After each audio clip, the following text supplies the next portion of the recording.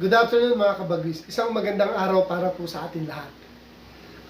Officially, today, i-announce ko ang pag-open ng ating bagong channel na Kabagwis Love TV.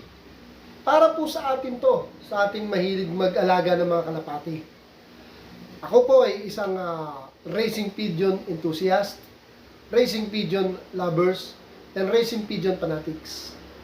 Libangan po. Hindi po ito para sa mag-encourage ng sugal. Hindi po kami nagsusugal, kaming mga racing pigeon enthusiast. Libang lang po talaga to. Kasi tuwan-tuwa na kami na aming mga mahal na ibon, which is sa kalapate, pag ginihitsa kung saan-saan sa malalayo, bumabalik, napakasarap po ng pakiramdam namin, kaming mga pigeon lover. Kami lang po nakakaramdam nun. Kaming mahilig talaga sa mga ibon, especially uli, kalapate.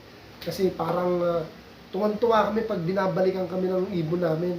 Yung po yung isang way na sobrang appreciated namin at lahat ng pagod namin, effort para doon pag-aalaga ng ating ibon, ng kalapate, biglang parang, ayan na,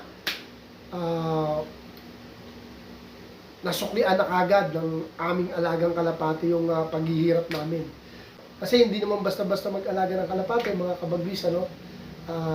Kailangan din natin ng effort, time, and especially yung love and care natin sa kanila.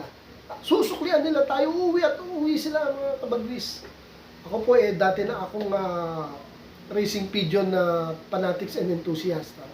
Babalik lang uli ako ngayon. And this time for good. At talagang palalakihin pa natin itong channel natin na to.